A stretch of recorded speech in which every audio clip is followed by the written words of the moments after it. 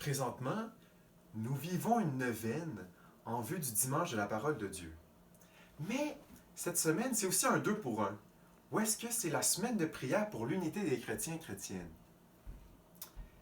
Il y a un peu plus de 500 ans, Martin Luther, réformateur protestant, considérait que chacun pouvait lire et comprendre la Bible dans sa propre langue, ce qui l'emmena dans un travail d'impression et qui inspira justement d'autres nations. Où est-ce que, en français, en anglais, en portugais, en allemand, la Bible était traduite et comprenable pour tout un chacun.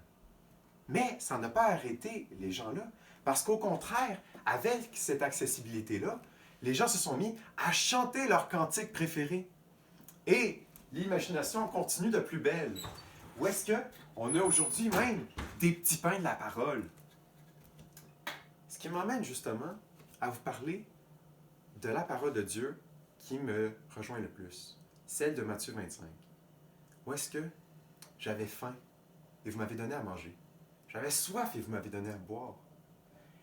Et là, il continue avec les énumérations, mais les villageois sont un peu consternés, puis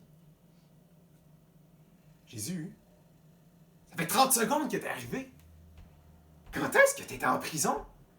T'étais malade? On t'a habillé? Et là, Jésus de reprendre.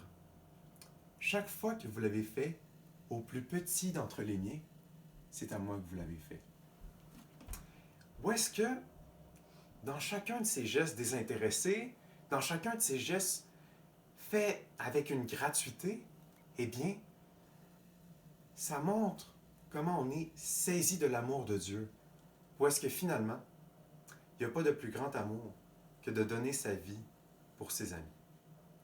Bonne semaine, bonne neuvaine. C'était Charles-Antoine, Union de prière.